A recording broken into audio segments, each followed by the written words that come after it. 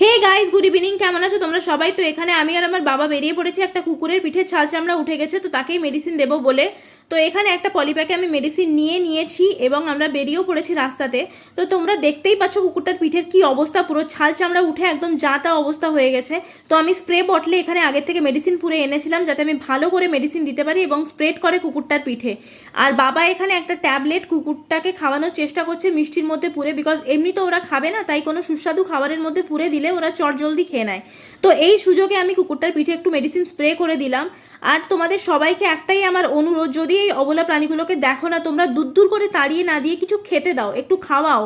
তাহলে দেখবে তোমরা নিজে মনেও শান্তি পাচ্ছ এবং এই কুকুরগুলোও একটু বেঁচে যায়, কারণ ওদের তো দেখার কেউ নেই না আমরা ছাড়া। তো যাই হোক, বাবা এখানে কুকুরটার পিঠে ওষুধ দেওয়ার চেষ্টা করছে এবং আমাদের কাজ কমপ্লিট। তো আমরা বাড়ির দিকে রওনা দিচ্ছি এবং এই ছানাগুলো আমাদের পিছু ধাওয়া করেছে। যাই হোক, ভিডিওটা কেমন লাগলো জানিও এবং আজকের জন্য টাটা।